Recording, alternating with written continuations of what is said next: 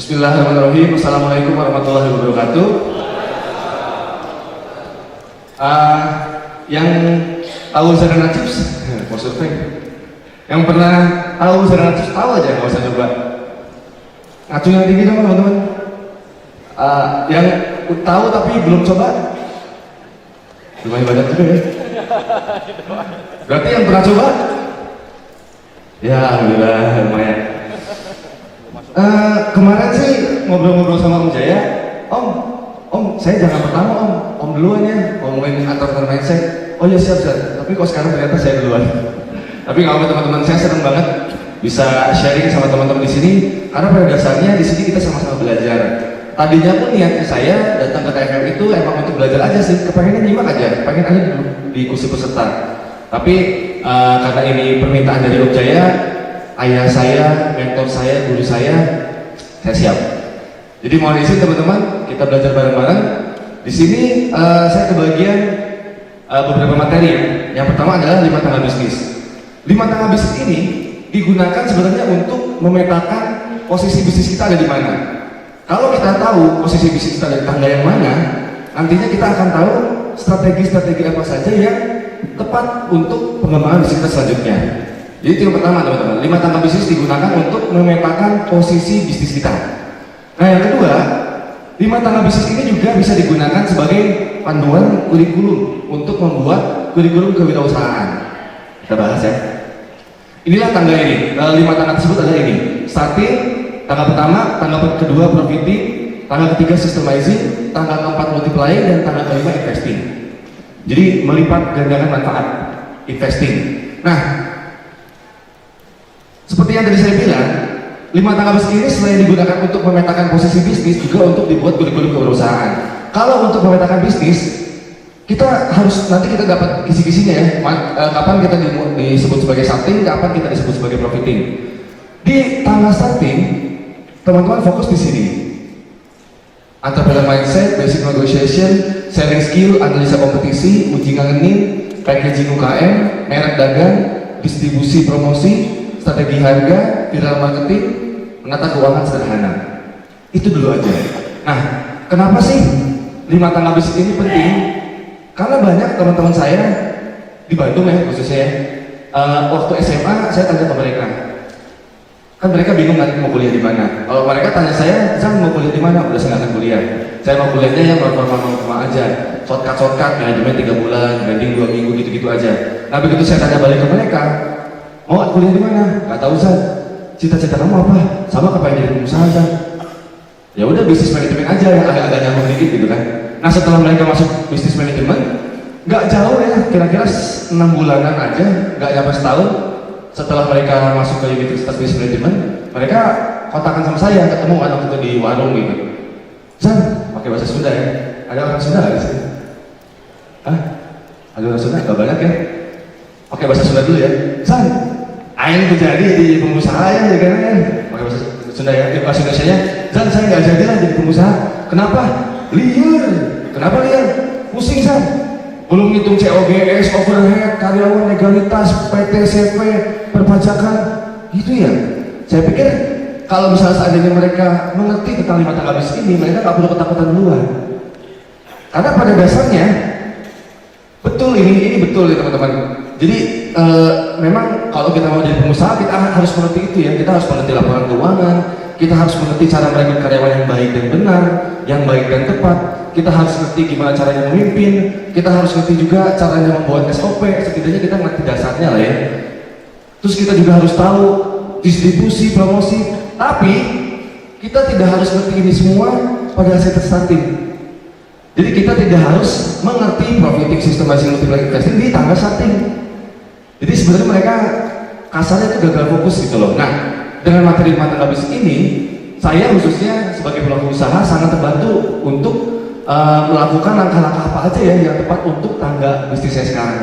Jadi waktu kita starting, jangan dulu mikirin neraca cash flow. Yang penting kan debit, kredit, saldo, gitu kan? Debit, kredit, saldo. Beli bensin, tukang parkir, beli misa, dikurangin ditambah pemasukan, dikurangi pengeluaran sama dengan saldo. Itu doang selama saya mulai. Terus juga waktu starting, saya nggak bikin pegawai karena juga baru pertama kali mulai masih sendirian. produksi sendiri, belanja sendiri, packing sendiri, cari orderan sendiri, ngirim barang sendiri, kalau ada yang komplain kita terima komplain sendiri, dan seterusnya. Makanya kalau misalnya kita mengerti 5 tangga bisnis ini, kita nggak akan terlalu banyak pusing. Wah Zan, harus bikin kantor, harus punya ruko, nanti gimana kalau ini, gimana kalau itu, padahal belum saatnya. Jadi memang betul ilmunya sangat banyak, tapi tidak harus dipelajari di tangga pertama. Gitu ya, kita lanjut. Ini yang tadi ini materi starting, entrepreneur mindset. Jadi ini adalah hal-hal yang harus difokuskan. Bukan berarti kalau misalnya kita ada di starting, kita nggak boleh belajar tentang branding misalnya. Begitu kita dapat materi branding, enggak, saya nggak mau dengar. Itu udah systemizing misalnya kayak gitu. Nggak juga. Sebenarnya ini hanya untuk fokus kita aja kemana. Badan hukum perizinan ini boleh nih. Nah terus yang kedua, tangga berikutnya adalah tangga profiting, memaksimalkan profit, reprofiling untuk karena banyak juga dari kita, termasuk saya dulu gitu ya, begitu kita punya suatu bisnis, ada produk unggulan, terus laku. Nah kita nggak tahu kenapa produk kita laku. Jadi bisa dibilang kita itu kebetulan sukses. Kan ada yang kayak gitu ya, kebetulan sukses. Kalau ditanya, Mas kok bisa kayak gitu? Nggak tahu nih, kebetulan. Nah di reprofiling nanti kita sama-sama belajar kenapa sih produk kita laku, siapa yang beli, kapan produk itu dibeli, di mana teman-teman bisa beli, itu di reprofiling. Nah di profiting baru kita mulai belajar accounting for entrepreneur, bukan accounting for akuntan, gitu ya teman-teman ya. Terus ada alternatif permodalan juga di tangga kedua, terus ada basic administration, ada recruitment training. Udah kalau nggak salah, oh nggak, masih ada team building. Nanti di profiting baru kita belajar tentang merekrut karyawan. Jadi jangan dipikir menjadi pengusaha itu harus ngerti semua di awal. Enggak, karena pada kenyataannya saya pun waktu pertama kali mulai usaha nggak ngerti apa-apa. Boro-boro rekrut karyawan, saya mimpin diri sendiri aja nggak bisa.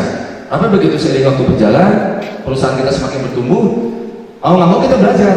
Dan di sini malah kita belajarnya lebih khusyuk gitu loh, karena kita belajar karena sesuai kebutuhan, bukan belajar karena harus seperti yang diajarkan di teman-teman saya di bisnis manajemen. Mereka belum mulai usaha harus ngerti cara membuat atau cara menghitung overhead, terus COGS, terus apalagi valuasi bisnis. Mereka mempelajari itu pada saat mereka mulai bisnis aja belum. Nah, terus baru masuk ke tangga ketiga, systemizing. Di tangga systemizing ini kita fokus untuk mendokumentasikan atau menstandarisasikan perusahaan kita yang sudah berjalan. Jadi hati-hati juga, jangan sampai kita lompat, baru kita starting, karena kita udah ngerti ilmu ya, begitu kita baru mulai jualan, wah kita harus bikin SOP nih. Padahal jualan aja belum tentu laris, tapi udah bikin SOP. Seandainya tangga ini diloncatin, baru kita mulai langsung bikin systemizing, nantinya kita akan kaku. Pada dasarnya systemizing ini digunakan untuk mendokumentasikan bisnis yang sudah untung. Nah kalau kita baru mulai udah didokumentasikan, apanya yang mau didokumentasikan? Ini baru tangga ketiga, merumuskan visi misi, lead proses, struktur organisasi, proses flow, dasar pembuatan SOP, KPI, 4 sektor sistemasi, leadership. Kenapa merumuskan visi misi ada di systemizing? Ya balik lagi, waktu kita starting itu kita buru-buru bikin visi misi, mikirnya tuh gimana caranya dapur ngepul gitu aja. Begitu di starting, gimana caranya ada yang beli, gimana caranya mereka beli lagi, untung sedikit gak apa-apa, yang penting untung, kayak gitu-gitu. Itu di starting, gak bikin visi misi. Visi misi justru biasanya ditemukan itu pada saat kita mau grow. Pada saat di awal ditanya visi misi gak ngerti. Saya pun waktu pertama kali mulai usaha gak ngerti visi misi saya apa. Pokoknya jualan keripik aja. Ada orang cari, saya bikin keripik pisang, mereka beli selesai. Visi misi baru saya dapatkan 1 tahun terakhir, bahkan baru dibakukan itu 1 bulan terakhir kemarin. Jadi kalau visi misinya udah ada lah ya, coba-coba yang keren-keren, menjadi yang nomor 1, menjadi yang mendunia. Tapi saya belum merasakan feel-nya. Nah saya baru rasakan malah 1 bulan kemarin. Artinya setelah saya 3,5 tahun berjalan bisnisnya. Makanya visi misi itu biasanya di tangga ketiga, bukan pada saat mulai. Nah begitu di tangga ketiga kita udah mulai grow, baru kita harus punya visi misi. Kenapa kita harus punya visi misi? Karena kalau kita nggak punya visi, nggak punya pandangan ke depan, tapi kita punya tim, nanti tim kita yang kebingungan. Ini Zanana mau dibawa kemana? Ya kemana aja lah, terserah lah, sebisanya. Terus Pak, untuk mencapai itu apa yang harus saya lakukan? Ya apa aja lah yang kira-kira bisa, kan itu nggak enak. Nah sebagai kita seorang leader dari perusahaan kita harus punya visi misi. supaya mereka tahu perusahaan yang kita bikin ini mau dibawa kemana ujungnya. Dan itu ada di tanggal ketiga, bukan di tanggal pertama atau tanggal kedua. Dan lain-lainnya lagi. Nanti kita akan belajar sama-sama. Nah, baru tanggal keempat itu tahap menduplikasikan proses bisnis yang sudah kita standarisasikan di tanggal ketiga. Jadi begitu di tanggal ketiga kita bikin SOP-nya, kita bikin KPI-nya, kita bikin sistemnya. Di tanggal keempat ini kita baru multiply sistem tersebut. Kita uji coba di berbagai tempat. Inilah yang harus kita pelajari di tanggal keempat. Etika bisnis, advanced distribution center, supply chain, teknologi dan software, kerjasama dan legalitas. Ini di sini jebakan-jebakan hukum. Di tanggal keempat. Jadi balik lagi ya, kalau misalnya ada nanti teman-teman kita di luar sana ya, begitu kita keluar dari TFM, kalau dikasih tahu ke mereka bahwa sebenarnya jadi pengusaha itu dimulai dari starting, bukan dimulai dari saya mau menjadi pengusaha harus punya uang 100 juta. Buat apa 100 juta? Buat bikin PT, buat sewa ruko, beli baju Jakarta, beli laptop. Padahal jualannya aja belum. Gitu ya. Jadi kalau kita ngerti 5 tangga bisnis ini, jadi kita bisa ngerti teman kita itu posisinya di mana dan apa yang harus mereka lakukan. Nah, kalau mereka belum mulai, belum ada produk, buat mulailah di tangga starting. Jangan lompat-lompat, nantinya kehilangan fokus. Nah, ini dimultiply. Baru setelah itu kita masuk ke tangga yang kelima, yang terakhir, investing. Nah, investing itu apa sih? Investing itu sebenarnya asalnya materi ini 5 tangga bisnis, bukan investing ya teman-teman. Asalnya itu reaping freedom. Jadi starting, profiting, systemizing, multiplying sama reaping freedom. Asalnya kayak gitu. Reaping freedom itu tangga yang terakhir saat kita mencapai menuai apa yang kita tanam, mengambil apa yang selama ini kita perjuangkan. Apa itu freedom? Jadi kita starting, profiting, systemizing, multiplying, akhirnya bebas. Bisnis jalan, owner jalan-jalan, gitu ya. Kan dulu juga salah satu alasan saya kenapa jadi pengusaha juga gara-gara dipanas-panasin gitu kan. Siapa yang mau bisnis jalan, owner jalan-jalan, jadilah pengusaha. Jangan jadi karyawan. Tapi kenyataannya begitu saya jadi pengusaha, boro-boro jalan-jalan. Pagi-pagi, ini saya cerita sedikit ya, sebelum dilanjutin. Waktu saya ngerekrut Sadana, waktu saya merintis Sadana Chips, itu saya sendirian selama 6 bulan pertama. Jam 5 saya bangun, sholat subuh, terus karena ngantuk saya tidur lagi, bangun jam 6 pagi. Jam 6 pagi itu saya produksi keripik, bumbu dikocok-kocok, terus saya masukin ke plastik, terus saya hasil. Dari jam 6 pagi sampai jam 10 siang, 10 pagi lah, masih pagi ya siang, kalau 10. Dari jam 6 sampai jam 10 saya masih produksi. Dari jam 10 sampai jam 11 setelah saya selesai produksi, dari jam 10 sampai jam 11 itu saya packing. Karena yang order kemarin dikirim hari ini, yang order hari ini dikirim besok. Nah, jadi jam 10 sampai jam 11 saya packing. Setelah selesai packing, jam 11 sampai jam 12 saya istirahat. Istirahat, makan siang, setelah sholat zuhur, saya berangkat pinjam mobil nenek, nganter-nganterin ke Indah Kargo, ke JNE, ke Pahala. Pokoknya saya antar-antarin ke sana gitu. Sampai kira-kira saya pulang lagi itu jam setengah 6 maghrib. Sampai rumah nenek jam 6 maghrib. Terus saya sholat, makan malam. Setelah itu buka BBM, udah banyak ping. Lu zaman BBM. Mas balas dong. Karena ownernya aja lagi ngirim-ngirim barang. Itu yang saya lakukan selama 6 bulan pertama. Saya selesai terima order dari BBM itu ya sekitar jam 9, saya tutup order, tidur, bangun lagi jam 5, begitu terus selama 6 bulan pertama. Terus saya pikir, di mana jalan-jalannya gitu kan? Di mana jalan-jalannya? Ternyata nanti di tanggal kelima. Kenapa? Karena yang namanya bisnis itu pasti punya tantangannya masing-masing. Di tangga starting kita tantangannya beda nih. Aduh, ini jualannya kemana ya? Saya mau jualan kok malu ya? Kok orang mau udah tanya-tanya tapi kok nggak order ya? Itu di starting. Begitu kita udah selesai tangga pertama, naik ke tangga kedua, ada lagi masalahnya. Tantangan lah ya, bukan masalah. Kita harus punya karyawan nih, saya udah nggak bisa sendirian. Begitu merekrut karyawan, gimana cara merekrut karyawan nih? Saya kan masih muda, karyawan saya nanti lebih tua. Gimana ya caranya nggak enakan nih? Terus begitu udah punya karyawan, waktu saya kerja, mereka kerja juga. Begitu saya pergi, mereka nggak kerja. Gimana ya caranya supaya mereka kerja walaupun kita nggak ada? Beda lagi. Nah, ini ke tahap ketiga. Aduh, laporan keuangan itu apa ya? Gimana cara bikin laporan keuangan? Gimana cara bikin aturan main perusahaan? Gimana ya caranya bikin denda? Gimana ya cara bikin undang-undang di perusahaan? Bahkan terus sampai tanggal kelima. Sampai tanggal kelima pun nanti kita akan punya tantangan sendiri. Tantangannya apa? Ini uang dikemanain ya? Ini tantangannya udah beda, udah lumayan enak lah. Uangnya dikemanain ya? Karena kalau salah langkah aja, perusahaan yang kita bangun selama 10 tahun bisa hancur dalam 1 hari kalau kita salah mengelola uang, misalnya kayak gitu ya contohnya ya. Nah inilah materi-materi yang harus kita fokuskan untuk belajar saat kita ada di tangga kelima. Mindset seorang investor, exit plan, 3 pos investasi ini, properti, emas, bisnis, valuasi bisnis, ekspansi kemana, jual beli bisnis, venture capital, baru sama CSR. Ini tangga kelima. Jadi kalau misalnya kita masih di profiting, jangan ngomong CSR dulu, ya zakat lah ya, sedekah, zakat, terus bagi teman-teman CSR terlalu tinggi istilahnya. Jadi itulah 5 tangga bisnis. Ini ya, kita ulang lagi ke yang tadi. Jadi kalau misalnya kita ngerti ini, kita bisa memetakan posisi bisnis kita di mana. Nah, selain bisa memetakan bisnis kita bisa membuat kurikulum atau gini, kalau misalnya teman kita lagi di systemizing, nah kita bisa bantuin mereka apa aja sih yang perlu mereka lakukan gitu ya. Jadi kita nggak lompat-lompat masalahnya. Terus yang tadi, setiap tangga ini pasti punya tantangannya masing-masing. Di starting tantangannya apa, di profiting tantangannya beda lagi, di systemizing sampai di investing pun masih punya tantangan. Sampai kapan kita selesai bisa nyantai-nyantai sampai kita punya sistem yang bagus dan kita punya CEO sendiri. Kalau saya sih mikirnya gitu ya, karena saya temenan di PET sama banyak orang yang saya anggap sukses. Ada siapa namanya, Anissa Hasibuan, terus di PET-nya ada Excel, Malici, dan lain-lainnya banyak banget.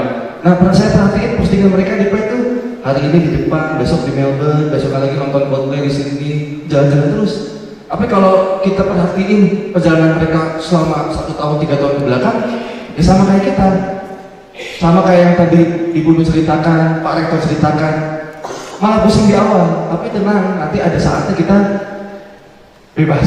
Sampai kapan? Sampai kita punya sistem yang bagus, sampai kita punya CEO sendiri, punya direktur sendiri. Ada waktunya. Gitu teman-teman. Selesai materinya, singkat banget. Ada pertanyaan? Silakan, yang mau nanya. Terima kasih. Saya Ahsan dari Bogor. Mas Ahsan. Terima kasih atas kesempatannya ya. Yang ingin saya tanyakan sebenarnya lebih ke time frame. Apa mas? Waktu. Timeline. Oh, nah, waktu. Time frame. Jadi secara general memang kita nggak bisa menyebutkan ya di starting berapa lama, betul, di tahap apa berapa lama, tapi ya tergantung karakteristik bisnisnya masing-masing. Betul. Mungkin ada studi atau riset seberapa lama sih yang dibutuhkan untuk starting naik ke profiting, kemudian ke standarisasi dan lain-lain. Kemudian bagaimana cara mempercepat waktu yang kira-kira general itu untuk diakselerate. Oke, Mas Hasan. Makasih, pertanyaan bagus Mas Hasan. Dan ini juga sering ditanyakan sama teman-teman kalau membahas tentang 5 tangga bisnis. Kapan saya naik tangga? Kapan saatnya saya naik tangga? Dan saya itu ada di mana gitu ya? Kurang lebih kayak gitulah. Dari starting ke profiting itu berapa lama? Satu, memang betul tidak ada patokan. Berapa harus 2 bulan, harus 3 bulan. Bahkan ada juga yang perusahaan yang udah 5 tahun pun masih di tangga profiting, belum punya sistem. Kalau misalnya orang makan sambal gitu, yang bikin sambal masih ownernya sama 5 tahun.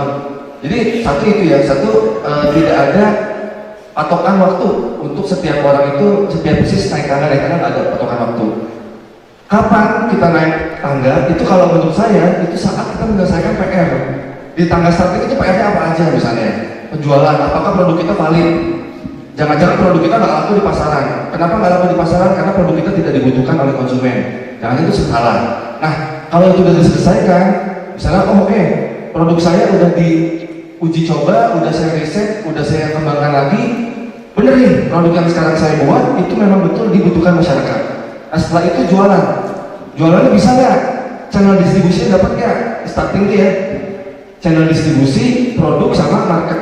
Marketnya udah tepat atau belum, channelnya udah tepat atau belum, produknya udah pas atau belum. Nah, kalau PR itu udah selesai, baru kita naik ke profiting. Nah, di profiting tantangannya beda lagi kan, masalah karyawan, terus memaksimalkan keuntungan yang ada, menaikkan margin, efisiensi perusahaan. Itu baru kita naik ke tahap kedua. Jadi balik lagi ke pertanyaan, kapan kita naik tangga? Kalau saya ketika tantangan-tantangan di tangga tersebut selesai. Contohnya kita mau franchise, itu kan multiplying. Apakah sistem kita udah beres? Kalau belum, berarti belum saatnya kita naik ke multiplying. Kalau sistem kita cuma sekedar ada SOP doang, itu bukan franchise, karena SOP itu bagian kecil dari sebuah sistem. Kan gitu ya, ada visi-visinya, terus ada 4 sektor sistemasi bisnis, keuangan, marketing, keuangan, operasional sama SDM. Nah, itu udah selesai apa belum? Kalau belum, berarti teman-teman masih di systemizing. Kalau belum, berarti teman-teman belum sampai ke multiplying. Gitu ya. Terus kalau misalnya saya belum punya karyawan, ya berarti belum systemizing. Apanya yang mau disistemasi kalau belum punya karyawan? Terus saya belum dapat omset, berarti saya udah disistemasi. Apanya yang mau disistemasi, apanya yang mau dihitung, kalau uangnya aja nggak ada. Jadi gitu ya Mas Hasan ya. Jadi tidak ada patokan kapan kita harus naik tangga. Dan kalau misalnya tantangan-tantangan tersebut sudah selesai, berarti kita udah naik tangga. Dan bagaimana cara mengakselerasinya? Banyak cara. Memang salah satunya adalah kita menaikkan keilmuan kita. Karena bagaimanapun kalau saya baca di bukunya leadership itu, pertumbuhan bisnis kita itu pasti seiring dengan keilmuan pemimpinnya atau kualitas pemimpinnya. Kalau kualitas pemimpinnya naik, perusahaan itu akan naik.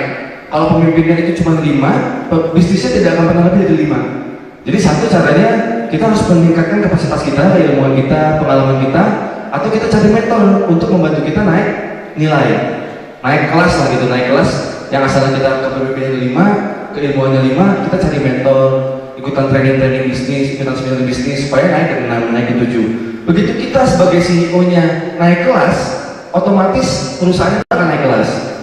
Kepemimpinan kita naik, karyawan kita tambah loyal. Keilmuan kita naik, bisnis kita tambah rapi. Jadi akselerasi itu tergantung seberapa kuat kita belajar. Itu Mas Hasan. Pertanyaan lain? Boleh Mas? Terima kasih. Saya lihat dari Bekasi. Bisnisnya apa Mas?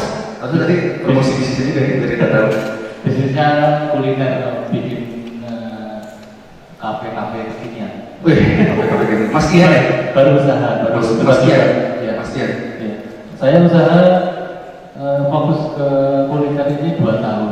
Cuma kalau saya lihat di tangga tadi itu, saya merasa ilmu saya kok belum banyak, tetapi kok saya sudah duplikasi usaha, sudah ada 3 tempat. 3 cabang? Artinya kan sudah tangga tempat. Cuma yang PR di starting, profiting, systemizing itu kan banyak itu, dan saya belum banyak gitu. Untuk speed up ke sana biar saya sampai multiplier itu, bagaimana kan karyawan sudah ada beberapa, saya karyawan sekarang ada 23, terus kan nggak mungkin lagi saya belajar dari mulai dari usaha lagi kayak gitu kan. Biar cepat ke multiplier itu caranya kira-kira gimana? Sekarang ada 3 outlet, gimana Mas kesehatannya? Gimana kinerjanya? Tentang turnover karyawan, terus omset, stabilnya, apa enggaknya? Omset profit bersih 30%. 30%. Terus karyawan kemarin sih lumayan banyak, jadi kesini-sini sudah lumayan. Turnovernya banyak gitu Mas? Di awal-awalnya. Kalau sekarang sudah mulai sedikit. Karena kemarin memang ngelihat dari kanan kiri itu standarnya berapa, terus ya kita lebihin dari itu mungkin gaji Mas? Sudah mulai tenang mereka, kita lebihin saja daripada kita repot rekrut banyak karyawan. Oke, jadi saya baru 2 tahun tapi udah punya 3 outlet, artinya udah naik di multiplier. Nah itu sebenarnya balik lagi, apakah yang kita duplikat itu memang sebuah kesuksesan, atau tergantung ya setiap orang itu kesuksesannya berapa aja, tiap orang beda-beda. Karena contoh ada seorang pengusaha muda, dia bilang saya sekarang jadi pembicara nasional, bisnisnya gimana? Bisnisnya udah autopilot. Nah autopilot dia mungkin beda dengan autopilot kita. Kalau menurut dia autopilotnya 100 juta per bulan, mungkin iya gitu ya. Kalau kita autopilotnya nanti bisa udah miliaran baru autopilot, berarti belum. Jadi balik lagi, tergantung target yang ingin dicapai itu apa, berapa, nah apakah sudah tercapai di outlet yang pertama. Kalau outlet yang pertama sudah dirasakan puas, biasanya kita udah buka cabang cepet-cepet. Tapi tergantung nih, kalau misalnya buka cabangnya menggunakan on equity atau pakai modal sendiri, sebenarnya itu aman-aman aja. Karena yang nanggung kita sendiri. Tapi yang bahaya itu kalau starting kita belum beres, profiting kita belum beres, systemizing apalagi, kita udah buka franchise atau buka kemitraan, nanti takutnya dikhawatirkan malah mencederai orang lain yang invest di restoran kita. Jadi kalau misalnya itu Mas, outletnya buka cabang dari hasil profit sendiri atau gimana? Nah itu juga masalah juga. Tahu Mas? Saya outlet pertama itu join sama teman 50-50. Modalnya. Setelah itu kan saya rasakan rame, terus saya merasa bisa, terus saya nawarin teman saya yang lain, kebetulan dia duitnya banyak, Mas ini duitnya kalau nggak pakai saya bikin ini warung kayak punya saya, terus dia mau, habis mau saya bikinlah yang kedua, kebetulan yang kedua ini 2 kali lipat dari yang pertama, terus akhirnya omsetnya atau investasinya Mas? Omsetnya, kalau investasinya sama. Oh investasi sama. Kebetulan agak gede. Nah, habis itu kan terus dia senang. Yaudah kalau gitu 2 bulan sekali bikin. Buka lagi. Dengan orang yang sama. Dengan yang sama. Terus akhirnya saya di 3 bulan yang lalu tuh bikin yang ketiga. Tapi habis itu kan terus muncul masalah karyawan ada yang ngambek pulang kampung nggak apa gitu. Nah, terus saya akhirnya ngerem. Wah berarti saya harus beres-beres di dalam nih. Betul. Kan saya mau kesana kemari belajar apa gitu. Nah kebetulan kemarin ketemu ini saya wah ini ada ilmu dari A sampai Z nya gitu kan.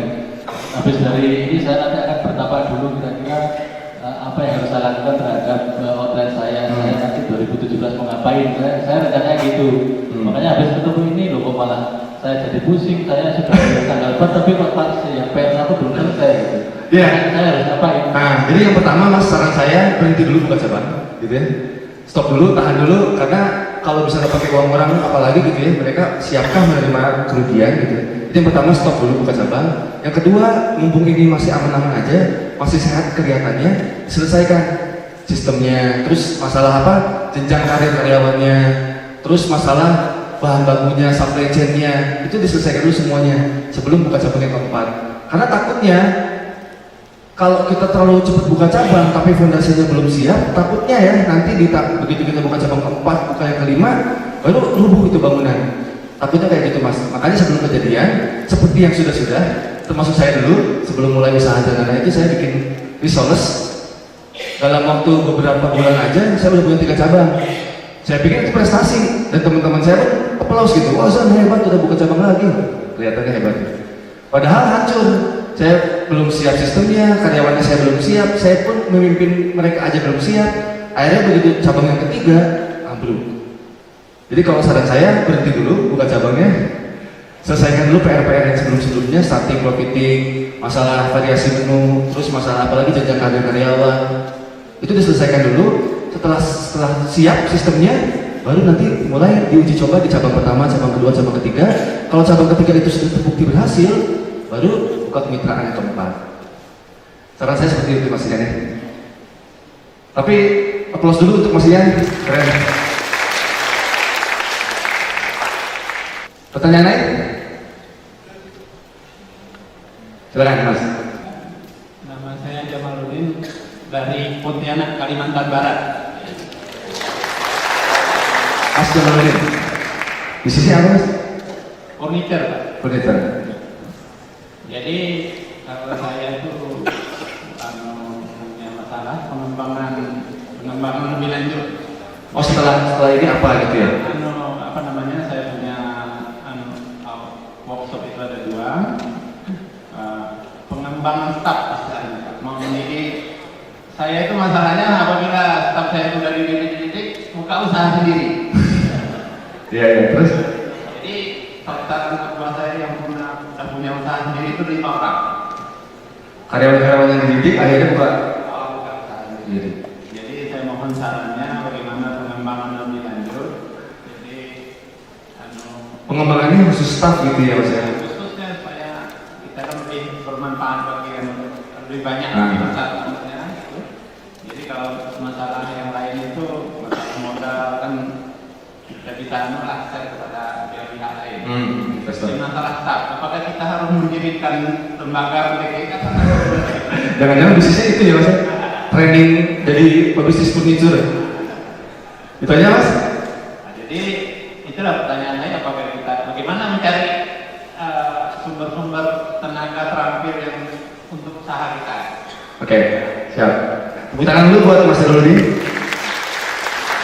Yang pertama harus disyukuri dulu mas, karena ternyata dari bekerja di perusahaannya Mas Jaludin itu menjadi jalan mereka jadi pengusaha. Itu harus kita rubah dulu mindsetnya. Jadi ternyata mereka bisa jadi pengusaha karena belajar di kita. Itu berapa lama mas bertahannya karyawan sebelum mereka akhirnya mandiri? 3-5 tahun. Oh lumayan dong. Jadi memang kalau 3-5 tahun itu artinya memang saatnya mereka regenerasi. Jadi itu saya pikir 3 bulan, 5 bulan jadi terus keluar. Saya pikir kayak gitu. Tapi kalau memang udah 3 tahun kerja di perusahaan kita, begitu mereka keluar di perusahaan, harusnya kita bersyukur. Gitu karena ada saatnya kita regenerasi orang-orang supaya yang di atas keluar, yang di bawah kosong, yang di bawah naik, yang di bawah kosong ada orang baru juga regenerasi. Nah, saya juga pernah berpikir yang sama. Saya kalau misalnya merekrut timnya saya didik, saya kasih pelatihan, saya kasih ilmu, nanti mereka pinter, terus mereka buka usaha gimana ya? Terus saya pikir-pikir lagi, kalau saya nggak ngasih ilmu, saya nggak ngasih training, saya nggak didik, terus mereka gitu-gitu aja diam di perusahaan kita gimana? Jadi serba salah kan? Jadi kalau saya sih akan senang, kembali tadi kayak kata Om Jaya bilang ya, saya akan senang kalau karyawan-karyawan kita lulusannya menjadi pengusaha. Itu harus kita rubah dulu frameworknya gitu ya, reframing lah istilahnya. Kita rubah dulu cara berpikir kita yang darinya kita kehilangan orang, diganti jadi wow akhirnya kita ada wisuda karyawan-karyawan kita jadi pengusaha. Itu jadi sebuah kebanggaan tersendiri. Nah terus sisanya apa? Sisanya jadi regenerasi kan, yang atas keluar, yang bawah naik, yang kosong diisi oleh orang yang baru. Jadi perusahaan itu terus berkembang. Nah terus gimana cara pengembangan staff? Nanti kita akan belajar di materinya rekrutmen. Nanti sebenarnya akan lebih banyak di situ. Terus leadership juga hari ini kita sama-sama belajar. Kalau misalnya sedikit aja, intinya kalau misalnya untuk masalah staff, tim karyawan, balik lagi first who then what. Orang yang dulu baik, setelah itu tinggal penempatannya. Nah masalah dia nanti keluar atau enggak, itu pilihan mereka masing-masing. Karena kan setiap orang pengen maju juga dong, nggak mau mereka jadi karyawan terus gitu kan. Nah kalau misalnya seandainya mereka udah jadi karyawan, apalagi udah 3 tahun 5 tahun, terus mereka keluar kita tahan kan kasihan juga ya pasti. Karena mereka pun sama seperti kita ingin bertumbuh. Nah kalau ada yang mau jadi pengusaha, bisa juga dimanfaatkan mereka menjadi direktur di unit bisnis kita yang lain. Contohnya kita furnitur bagian produksi misalnya. Nah karyawan kita ada yang pengen jadi pengusaha, suruh mereka magang unit yang lain yang menjadi mitra kita nantinya. Mungkin jadi bagian distribusinya, bagian outsourcingnya, bagian training karyawannya. Jadi mereka menjadi seorang pengusaha yang jadi mitra bisnis kita juga. Bisa juga itu dimanfaatkan. Itu masalah leadership. Jadi masalah perkembangan, masalah leadership nanti kita belajar di hari berikutnya. Sama. Nanti kita pun sama-sama akan belajar tentang leadership dan rekrutmen. Jadi gitu ya, kira-kira bisa beri insight saya. Pertanyaan lain? Halo. Ya, terima kasih Mas Jajan. Kita punya cerita yang sedikit mirip. Cuma memang struktur badan kita agak beda saja. Iya, saya lebih ramping Pak. Ya, saya Iwan Rusmana dari Sunda, Sami. Sami, alhamdulillah Pak Iwan. Dari mana Pak? Di Kuningan. Oh Kuningan. Tapi sekarang tinggal di Jakarta. Nama perusahaan saya PT Cipta Medica Indonesia. Ya, jadi nanti seluruh Indonesia ada PT Cipta Medica. Alhamdulillah perjalanan perusahaan saya dinilai cukup bagus oleh kita ada beberapa owner. Tapi saya punya beberapa masalah juga. Masalahnya adalah CMI ini dalam kepala saya di set untuk pencapaian 1 triliun dengan jumlah karyawan sekitar 5 ribuan. Gitu setnya. Nah, masalahnya itu target Pak. ya, jadi di kepala saya udah itu aja, pokoknya saya mau ke sana gitu. Gitu. Rasa-rasanya saya ada di fase properti, juga sebagian ada fase sistem IC. Gitu. Tapi permasalahan terbesar saya saat ini yang saya rasakan, kalau bagi beberapa owner sih kelihatannya baik-baik saja, profit bagus, karyawan ada, gitu kan, bertambah terus. Tapi yang saya rasain sebagai operator perusahaan, saya punya kendala di menduplikasi. Gitu. Orang kan ada sisi ego ya, ada sisi ego, termasuk saya ada perasaan ini tim misalnya, ini tim kok nggak ngerti maksud saya gitu. Ada perasaan seperti itu. Nah, mohon saran, mohon pandangannya terhadap situasi saya saat ini. Jadi, oh ya, tepuk tangan dulu. Jadi kita mau mendelegasikan tugas, tapi tim kita nggak ngerti gitu ya Pak ya, berlebihan. Iya, ya, nggak sesuai harapan. Nggak sesuai harapan. Betul. Itu ada beberapa faktor. Yang pertama mungkin, ini nanti harus dianalisa lebih dalam Pak ya. Yang pertama mungkin karyawan yang kita delegasikan itu personalisasinya atau wataknya itu tidak cocok untuk job yang kita beri. Bisa jadi itu yang pertama. Jadi tidak cocok. Misalnya orang yang harusnya di bagian luar, salesman, marketing, kita taruh di kantor, mungkin mereka nggak cocok. Atau sebaliknya, mereka harusnya di dalam kantor, mereka personalisasinya bagian dalam di meja kantor, tapi kita delegasikan tugas-tugas yang mengharuskan dia keluar kantor. Itu yang pertama. Jadi ada kemungkinan job desk-nya salah penempatan. Dan yang kedua, kemungkinan besar lagi adalah mereka memang belum terbiasa atau belum mencapai apa yang kita inginkan. Jadi ada dibilangnya apa ya, kurva belajar. Ada waktunya mereka masih menyesuaikan diri. Kalau misalnya masih dalam tahap menyesuaikan diri, itu memang ada waktunya kita harus berkorban Pak. Ada waktunya kita harus membiarkan mereka salah. Sama juga seperti di kita dulu, waktu saya produksi sendiri saya cepat. Saya kan dulu sendirian kan 6 bulan, jadi saya udah terbiasa gitu ya. Begitu saya minta tim untuk melakukan hal itu, gatel, lama banget sih. Gitu. Tapi itu memang kurva belajarnya, memang belum sampai di titik yang kita harapkan. Nah kalau memang itu masalahnya, biarkanlah mereka belajar, dibiarkan salah, dibiarkan belajar. Tapi salahnya pun harus yang sesuai kontrol kita. Jadi jangan sampai mereka dilepas begitu saja. Jadi harus diperhatikan. Kalau ada yang salah kita betulkan. Sampai kapan? Sampai mereka terbiasa dengan job desk mereka, baru nanti mereka sesuai dengan apa yang kita harapkan. Begitu mereka sesuai apa yang kita harapkan, baru nanti boleh tambah lagi targetnya lebih tinggi. Nah kalau mereka baru menyesuaikan, kita udah kasih standar yang tinggi, mereka akan ketakutan dan merasa demotivasi. Apa ya? Mereka merasa, oke saya ini nggak bisa deh. Makanya harus dimulai dari pekerjaan yang ringan dulu. Nanti kalau mereka udah bisa, naikin lagi pekerjaannya sampai ke pekerjaan yang aslinya. Gitu ya. Jadi saya pun kalau mendidik tim, saya nggak langsung, misalnya gini, saya punya dulu kan saya semua sendirian, masalah operasional, masalah manusia, masalah pemasaran, keuangan saya sendiri semua. Nah, saya kepengen waktu itu mendelegasikan tugas marketing, masalah endorsement kan, masalah strategi promosi, saya pengen mendelegasikan itu. Sebenarnya job desk banyak banget, 1, 2, 3, 4, 5 banyak banget. Nah, begitu saya mendidik satu tim ini, saya mulai dari job desk yang pertama.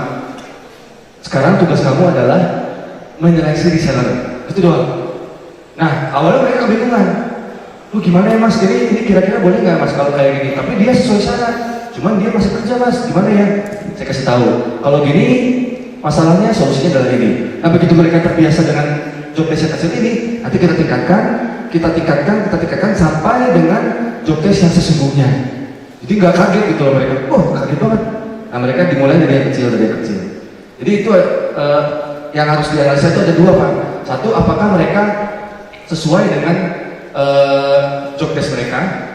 Maksudnya kalau orang luar, apakah mereka betul kerja di luar? Kalau mereka orang dalam, apakah mereka betul kerja di dalam? Di dalam itu maksudnya di bagian kantor ya, kata-kata administrasi, terus bagian admin. Nah, jangan-jangan kita itu mengharapkan dia menjadi sales, padahal dia cakap di situ gitu loh, mereka nggak pintar di situ. Artinya kalau itu kita salah, kita yang salah penempatan. Tapi kalau misalnya sekiranya udah betul, dia sebenarnya cocok kok di bagian misalnya di bagian QC, tapi kok dia nggak sesuai harapan kita ya, itu adalah PR kita untuk mendampingi. Memang nggak cepat mungkin ya, tidak mudah, tapi kalau misalnya kita nggak mendidik dia, kita nggak mendelegasikan tugas-tugas kita ke mereka, selamanya kita nanti akan jadi teknisi. Kita nggak pernah punya waktu lebih bebas. Saya pun dulu gagal banget kalau misalnya mendelegasikan suatu tugas yang nggak selesai atau lama. Saya tuh pengen, udahlah sama saya aja, pengen kayak gitu sebenarnya. Dan saya bisa kalau saya mau, tapi saya pikir ini investasi, jadi saya harus, iya, sebenarnya kayak gini. Jadi kadang-kadang gagal, tapi itu investasi. Nah setelah mereka bisa, akhirnya semua upaya kita terbayarkan. Mereka pun kerja tanpa harus kita lihatin lagi gitu terus. Itu ya Pak, nggak lebih. Ya, terima kasih. Ya, tanya lain? Assalamualaikum warahmatullahi wabarakatuh. Waalaikumsalam warahmatullahi wabarakatuh. Ini tadi saya lupa di profiling itu di systemizing mas. Reprofiling di profiting. Di profiting ya. Jadi masalahnya adalah ketika kita starting usaha nih, kita nggak mikir panjang visi dan misi atau bahkan target pasarnya mungkin nggak terlalu detail gitu ya. Jadi ketika kita jalan ternyata customer itu nggak sesuai harapan gitu. Contohnya gimana Mas? Kenapa? Contohnya gimana Mas sesuai harapan? Jadi misalnya dulu kita jualan makan, P-nya orang makan nggak nongkrong gitu kan.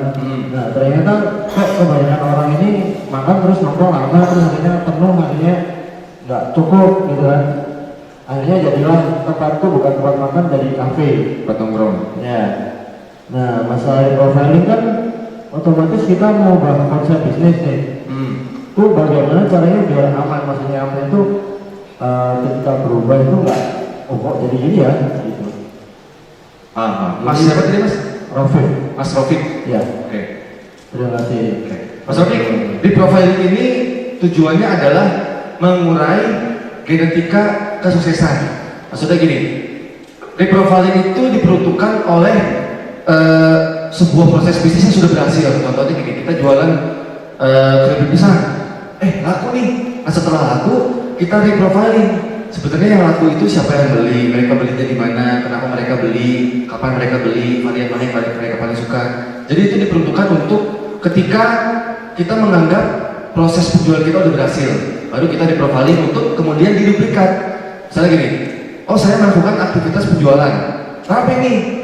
Nah kita urai, apa sih yang membuat rame? Mereka itu beli karena apa? Mereka suka yang mana? Nah begitu kita punya datanya, data-data ini bisa digunakan untuk menduplikat di tempat lain, buka cabang lah istilahnya kayak gitu ya. Jadi kalau kita misalnya punya kafe rame, kita reprofiling. Oh ternyata kafe ini tuh kebanyakan yang datang mahasiswa, pakai motor apa, terus mereka jajannya apa aja, berapa spendingnya rata-rata setiap kali datang. Terus mereka itu tinggalnya pada di mana? Kalau mereka kuliah di mana?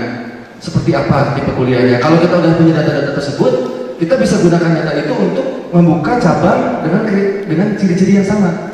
Itu namanya di reprofiling, itu adalah proses mengurainya, terus data-datanya digunakan untuk membuka cabang supaya sukses yang kita buat di cabang pertama itu bisa dilakukan lagi di cabang kedua. Nah, terus kalau masalah nantinya kita mau bikin rumah makan supaya rame, tahunya anak-anak pada nongkrong. Nah, kalau itu teknis, nanti kita berbicaranya trik-trik supaya mereka cepat keluar gitu, istilahnya kayak gitu ya. Istilah kasarnya kayak gitu, trik-triknya apa? Banyak sih ya. Contohnya kalau di dalam itu kursinya jangan pakai senderan misalnya gitu ya, supaya mereka nggak nyaman. Yang di luar yang kelihatan semua orang, kalau misalnya ada di luar di dalam ya, yang di luar pakai senderan supaya orang betah.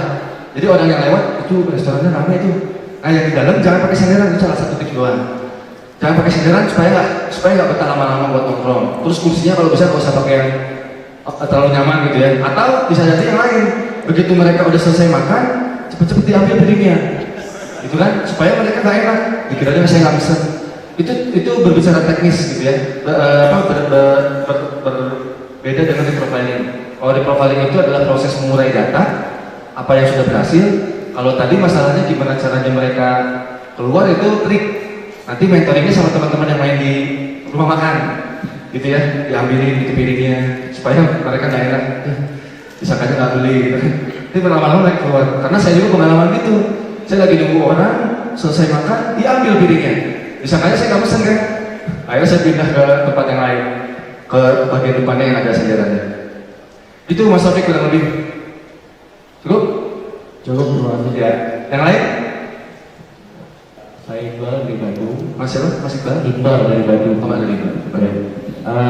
Ini sebetulnya pertanyaan-pertanyaan sebelumnya sudah cukup mewakili yang terutama seputar karyawan, rekrutmen, dan itu menurut saya paling susah dalam dari sisi bisnis gitu. Tidak mudah ya? Nggak mudah gitu. Yang masalah sekarang ini kita kan pengusaha modal istilahnya gitu. Nah itu di dari sisi leadershipnya, nah, mungkin saya istilahnya sharing ke Mas Ganjar dari leadershipnya, terus waktunya yang 1-2 oke lah gitu, ketika udah sampai 10, 15, 20 itu udah bahkan kita sampai sebulan 2 bulan nggak kenal sama orang itu gitu, sampai segitunya gitu. Terus juga ketika misalkan ada kesalahan, kita punishment segala macam itu sulit gitu ya, yang namanya kita basicnya bukan orang gak tegas dan sebagainya gitu kan. Apakah dari situ kita emang harus sudah hire HRD, atau mungkin emang kita ada satu sosok yang harus kita hire yang misalkan manajer lah, yang khusus untuk masalah-masalah begitu, atau gimana mungkin di Zainana? Oke, siap Mas Iqbal. Terima kasih. Tepuk tangan buat Mas Iqbal. Nanti sebenarnya masalah tentang kepemimpinan ada materinya, tapi ini saya sharing aja, mudah-mudahan ada yang bisa teman-teman pelajari gitu, atau mudah-mudahan bisa dipraktekkan. Kalau saya, prinsipnya kita tidak akan pernah bisa memimpin orang kalau kita tidak bisa memimpin diri sendiri, itu dulu ya. Jadi saya selalu berupaya gimana caranya saya bisa memimpin diri sendiri dulu, karena kalau saya tidak bisa memimpin diri sendiri, gimana caranya saya bisa membuat orang lain dipimpin oleh saya gitu. Contohnya apa sih? Contohnya ini ya, saya sering bilang ke teman-teman, dari 1 sampai 10, saya itu malasnya 10. Jadi saya malas banget. Kalau ada waktu tidur, ada waktu main game. Aslinya saya pemalas waktu sebelum saya mulai jadi pengusaha. Bahkan sampai sekarang pun saya pemalas. 1 sampai 10, malasnya 10. Tapi saya pengen suksesnya ini 11. 1 sampai 10, pengen suksesnya 11. Artinya apa? Saya harus kuat tenaga ngilangin rasa malas itu. Bangun pagi, maksa diri buat sholat subuh, itu kan paling susah ya dulu, apalagi anak muda. Bangun subuh, terus memimpin diri sendiri, janjian sama orang jam 7, kita datang jam 7, itu susah banget. Nah itu yang pertama, kita harus bersahabat dulu dengan diri sendiri. Kita harus bisa memimpin diri sendiri dulu. Gimana caranya? Komitmen. Contoh kalau yang paling sering dan yang paling gampang bisa dipraktekkan itu masalah waktu dulu Mas. Masalah janjian sama orang jam 9, janjiannya jam berapa? Jam 9. Nah mungkin kita tahu orang itu kalau janjian jam 9 pasti datang jam 10. Mungkin kita tahu tuh. Nah tapi kalau kita mau belajar memimpin diri sendiri, kita tetap datang jam 9. Itu hal-hal kecil dulu aja ya.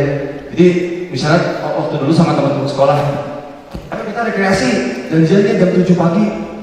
Karena kalau bilang jam 7 datang jam 10. Kalau jam 10 datang jam 12 gitu ya. Kalau saya begitu mereka bilang jam 7, saya datang jam 7. Padahal saya tahu mereka bakal telat. Nah, tapi di situ adalah proses saya memantaskan diri sebagai seorang pemimpin. Apa itu? Komitmen. Kalau ada jam 9, jam 9, jam 10, jam 10. Kalau bisa malah sebelum datang jam 10 itu sudah datang. Intinya tidak boleh telat. Itu hal kecil. Hal yang lainnya masalah kejujuran. Orang tahu, orang nggak tahu, kita tahu. Kita menilai diri kita sendiri. Orang lihat atau orang lain nggak lihat, kita ngelihat gitu ya. Kita sedang memantaskan diri menjadi seorang pemimpin yang pantas memimpin orang lain. Jadi intinya memimpin seseorang itu dimulai dari memimpin diri sendiri, dan itu memang tidak mudah. Tapi kalau kita udah berhasil, apa itu? Memotivasi diri sendiri, terus apalagi menggerakkan diri sendiri. Jadi apa? Nggak perlu diatur, nggak perlu dimarahin, nggak perlu dikasih impian, kita bergerak sendiri. Nah kalau kita udah selesai sama itu, insya Allah masalah orang lain itu selesai. Itu ya. Jadi yang pertama kita harus memimpin diri sendiri dulu. Nah yang kedua nanti berbicara masalah manusia, itu paling gampang adalah memanusiakan mereka. Karena mereka manusia, punya hati gitu kan.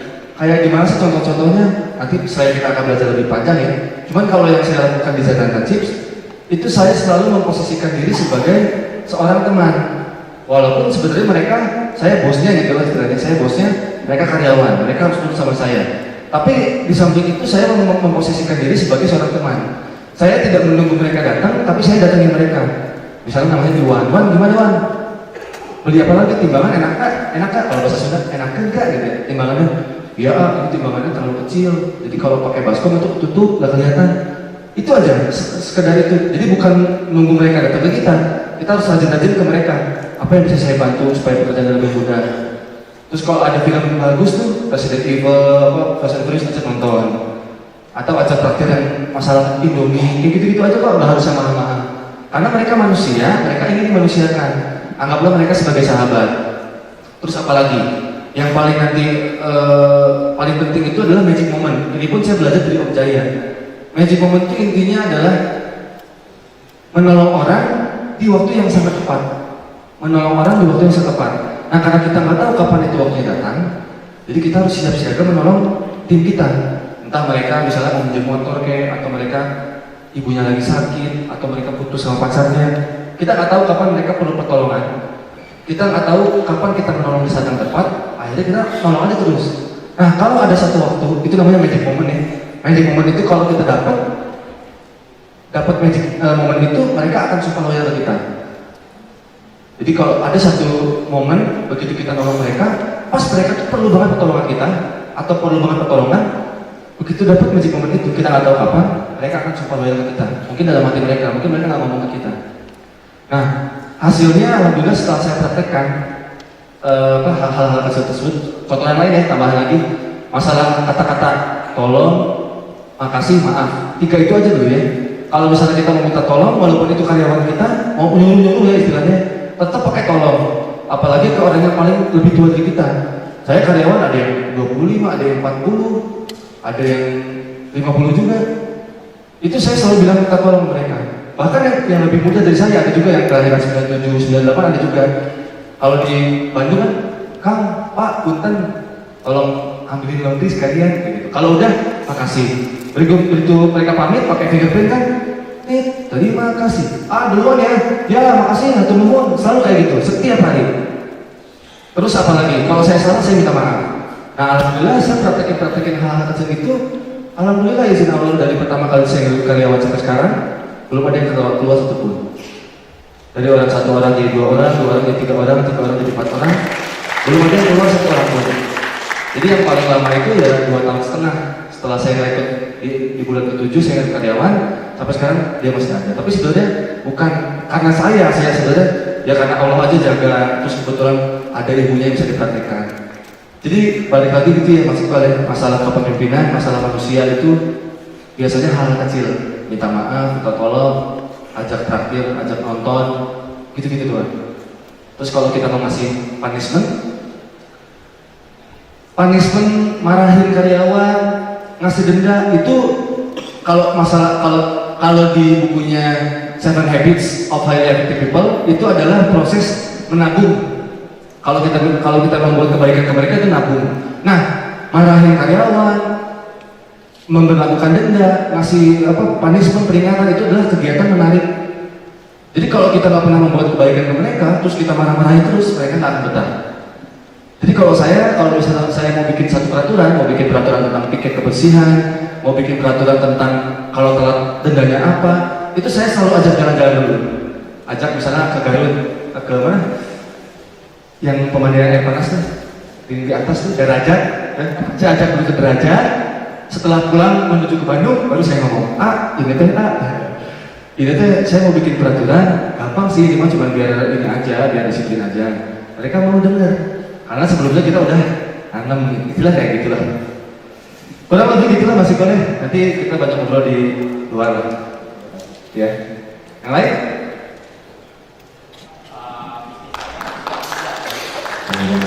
Mas Ozan,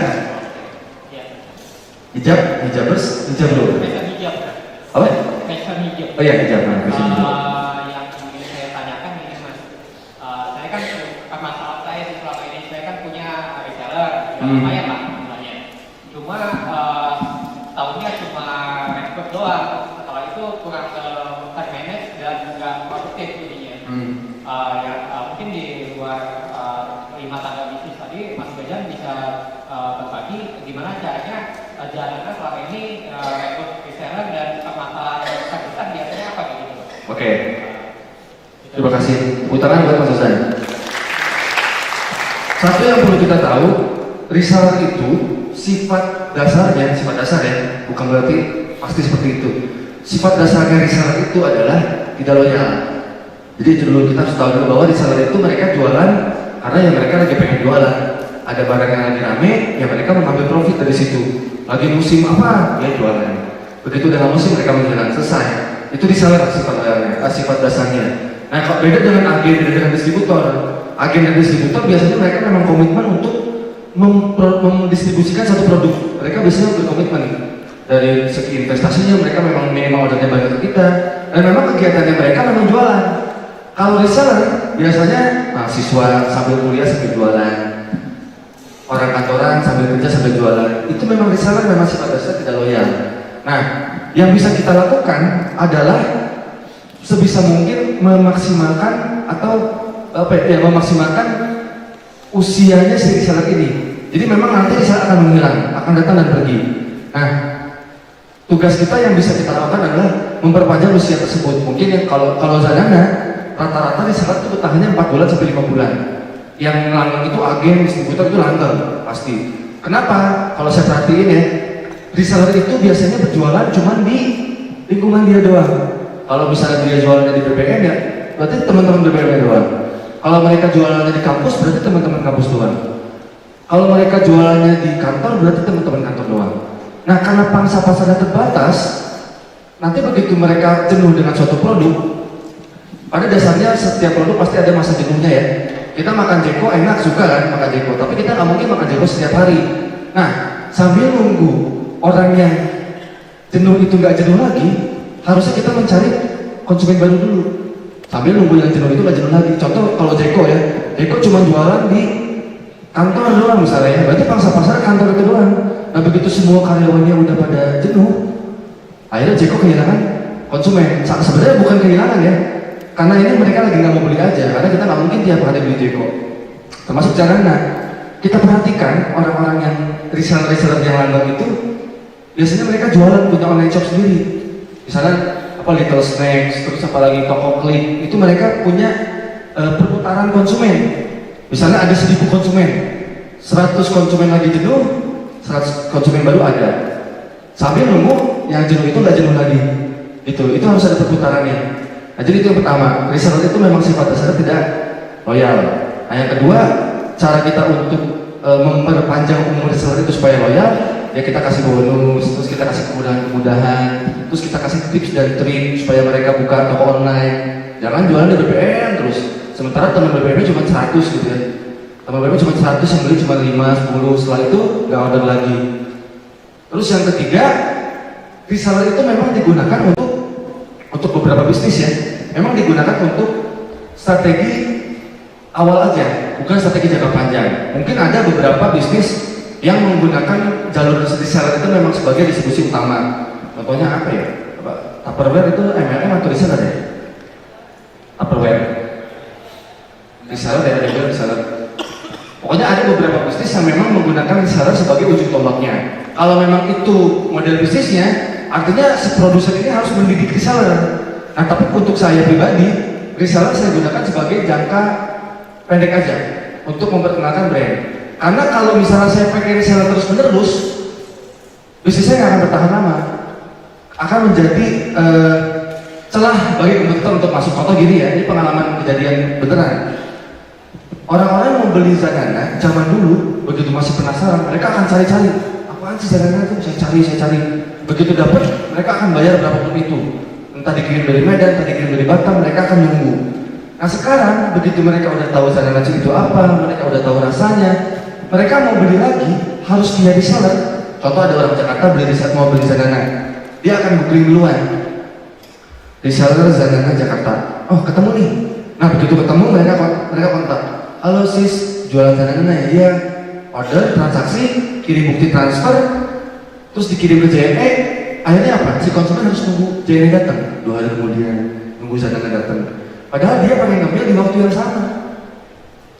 Nah, itu untuk di bisnis saya itu menjadi barrier, harus menjadi gimana caranya orang mau beli sarana gampang. Nah, jadi balik lagi ya, reseller itu tergantung apakah kita mau difokuskan channel distribusi atau reseller. Kalau memang mau difokuskan, kita harus kuat tenaga mendidik mereka supaya mereka langgeng, dibuatin online shopnya kah, dibikin pelatihannya, gathering bulanan kah, terus di coaching setiap 3 bulan kah, itu harus. Kalau misalnya memang kita mau berpikir reseller itu adalah satu-satunya channel distribusi yang tepat untuk bisnis kita. Tapi kalau bukan, begitulah reseller datang dan pergi. Sama seperti yang kita alami sekarang. Bukan berarti produknya tidak bagus, tapi memang reseller jualan kalau dia mau aja. Tapi mereka tidak menghilang sebenarnya. Mereka 3 bulan jualan, menghilang karena nggak ada orderan. Nah, di bulan keempat, orang-orang yang pelanggan-pelanggan dia beli lagi, mau beli lagi, udah nggak jenuh lah istilahnya. Pengen beli lagi, dia jualan lagi. Jadi sambil menunggu reseller yang menghilang itu datang lagi, kita harus cari lagi reseller baru. Dan begitulah kehidupan reseller. Gitu ya maksud saya. Cukup?